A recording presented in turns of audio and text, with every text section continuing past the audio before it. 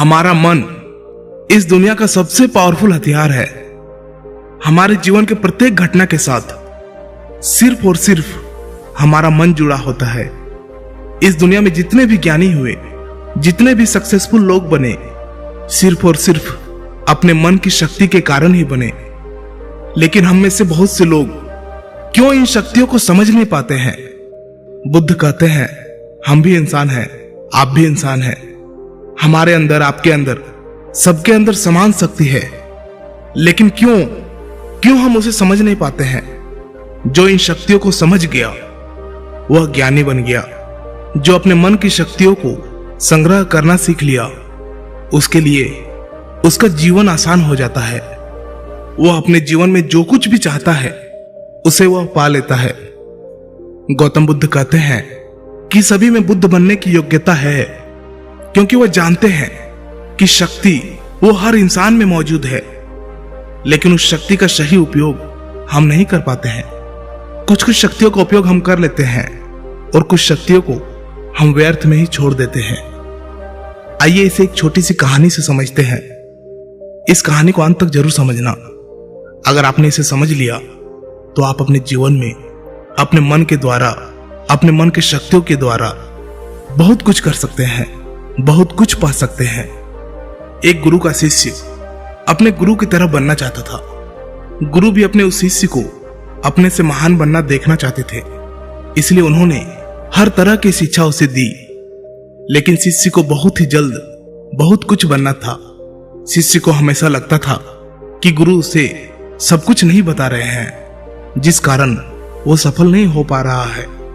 तब उसने सोचा, क्यों ना मैं गुरु का पीछा करूं, वो दिन भर क्या क्या करते हैं, क्यों ना मैं उन्हें देखूं।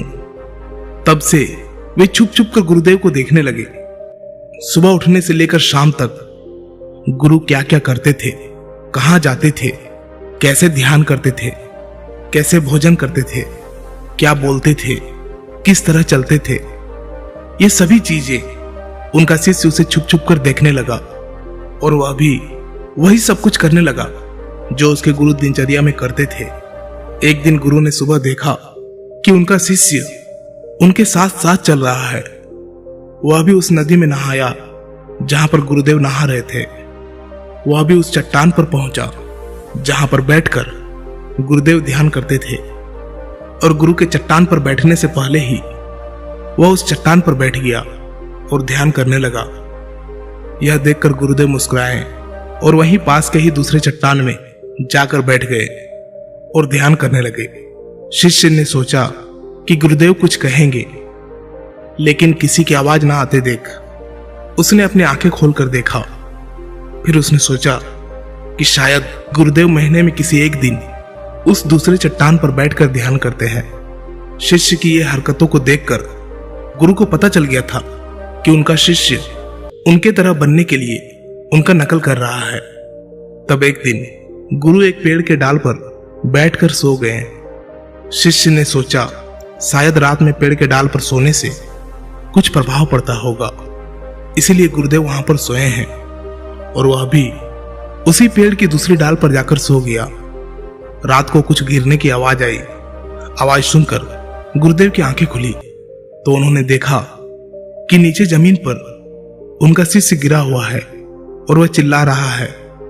उन्होंने शिष्य को उठाया और कहा कि जब भी तुम बिना सोचे समझे किसी दूसरे के राह पर चलते हो या उसकी नकल करने की कोशिश करते हो, तब तुम ऐसे ही गिरोगे जैसे आज गिरे हो। शिष्य ने कहा, गुरुदेव मैं तो सिर्फ आपकी तरह बनने की कोशिश कर रहा था। गुरु ने कहा कि तुम अगर बंदर की तरह नकल करने लगोगे तो हो सकता है कि बहुत प्रयासों के बाद हर काम करने लगो जो बंदर करते हैं। पर क्या इंसान होने के बावजूद बंदर होना उचित होगा? शिष्य ने कहा, नहीं गुरुदेव, इंसान बनना ही ज्यादा उचित है। लेकिन गुरुदेव मैं अपने मकसद में कैसे सफल बन सकता हूं? मैं कैसे अपने आप को जान सकता हूं, पहचान सकता हूं? मैं तो बस यह देख रहा था कि आप क्या करते हैं, शायद उससे मुझे कोई रास्ता मिल जाए। गुरु ने कहा, जिस प्रकार शरीर को चलाने के लिए भोजन की आवश्यकता होती है। भोजन अगर शुद्ध है तो शरीर में शक्ति भी शुद्ध होती है। हमारा शरीर स्वस्थ रहता है, शक्तिशाली रहता है, बलवान रहता है।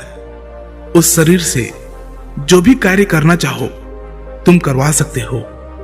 लेकिन तुम खराब, सड़ा गला रखा हुआ बासी खाना खाओगे तो क्या होगा?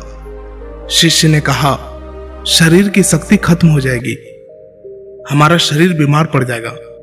फिर गुरु ने कहा, इसी तरह हमारे पास मन की शक्ति होती है और इसमें इतनी शक्ति होती है कि कुछ भी पाया जा सकता है, कुछ भी बना जा सकता है, अपने आप को जाना जा सकता है, पहचाना जा सकता है, बुद्धत्व को प्राप्त किया जा सकता है। लेकिन मन की शक्तियों को नापा या तोला नहीं जा सकता है।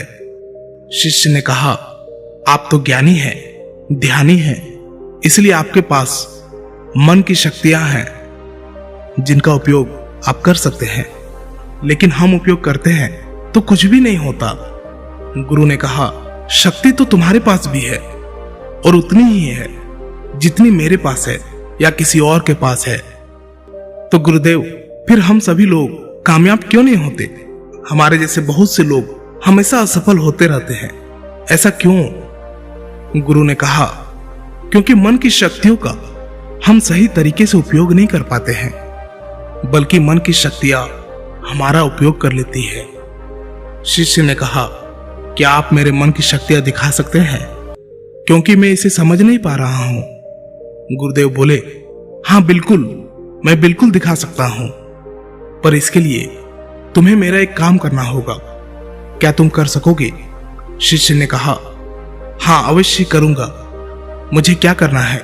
गुरु ने कहा, ज्यादा कुछ नहीं करना है, बस इतना ही करना है कि जितने भी विचार तुम्हारे मन में आए उन विचारों को एक एक लकड़ी के समान समझना है और उन लकड़ियों को उठाकर उस झोपड़ी पर रखते जाना है।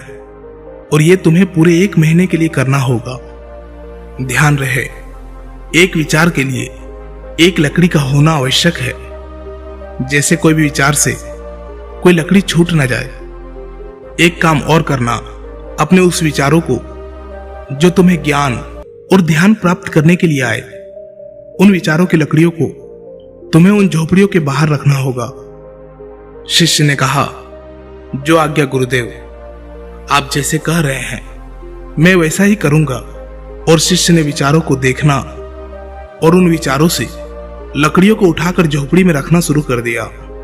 धीरे धीरे 1 महीना बीत गया और शिष्य पूरा 1 महीना बीतने के बाद शिष्य गुरु के पास गया और बोला, गुरुदेव, 1 महीना हो चुका है, जैसा आपने कहा था मैंने बिल्कुल वैसा ही किया है। अब आप मुझे मेरे मन की शक्तियों को दिखाएं। गुरु शिष्य के साथ उस झोपड़ी पर पहुंचे।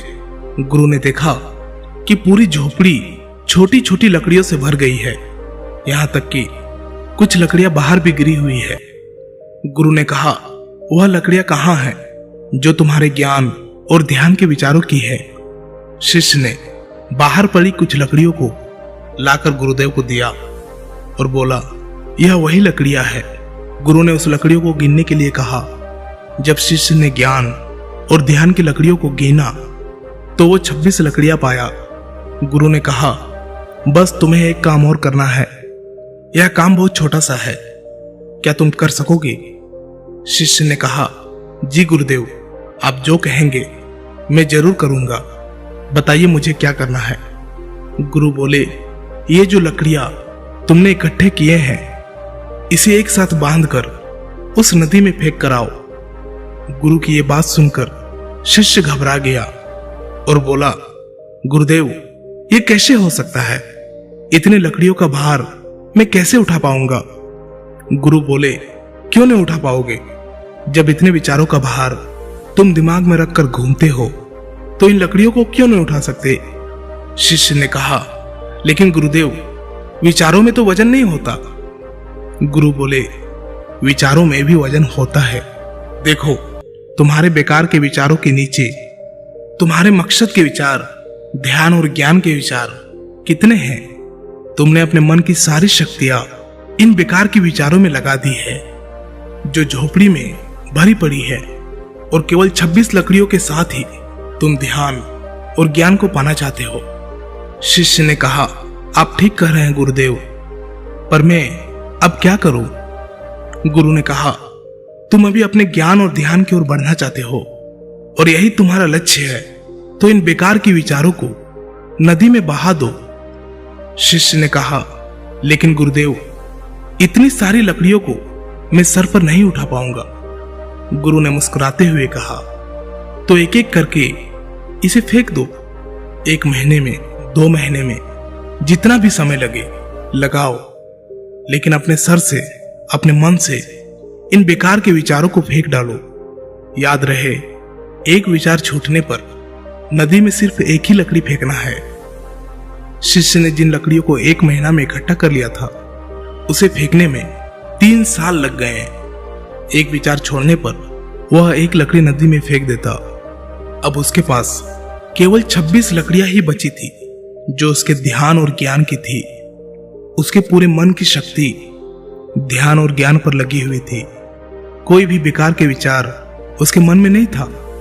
एक दिन ध्यान करते हुए वह उठा और गुरुदेव के पास गया और कहा, गुरुदेव, ऐसा लगता है कि मैं कहीं अटक गया हूं और मैं आगे नहीं जा पा रहा हूं। गुरु ने कहा, उन 26 लकड़ियों को छोड़ने का समय हो गया है, छोड़ दो उन्हें। शिष्य ने उन 26 लकड़ियों को छोड़ने में 1 साल लगा दिया और जब उसने आखिरी लकड़ी को नदी में डाला, तब वो वही नदी के किनारे बैठ गया और बैठा ही रहा।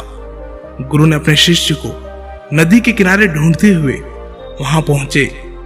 गुरु शिष्य को देखकर वह जान गए कि वह संपूर्ण शक्ति में खेल रहा है।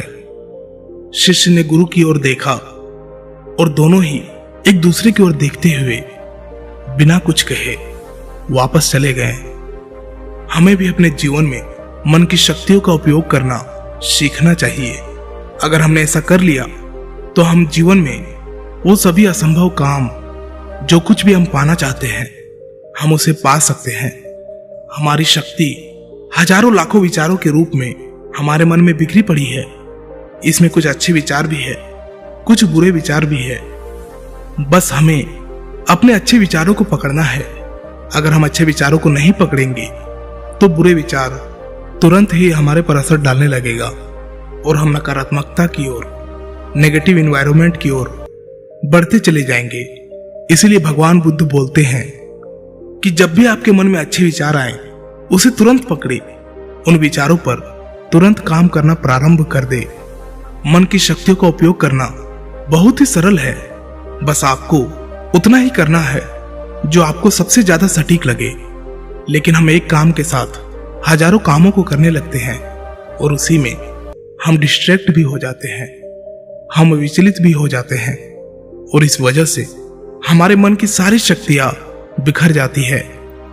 इसीलिए आप किस काम के लिए बने हैं उसे समझे। भगवान आपको जिस काम के लिए बनाया है, वैसे विचार आपके मन में बार बार आएंगे। बस जरूरत है आपको उसे पकड़ने की, आपको उसे समझने की, उसे सही दिशा निर्देश देने की। दोस्तों, इस कहानी से आपने क्या समझा? अपने विचारों को, अपनी भावनाओं को एक कमेंट के माध्यम से जरूर बताएं। क्या पता आपके एक कमेंट से किसी का जीवन बदल जाए। धन्यवाद।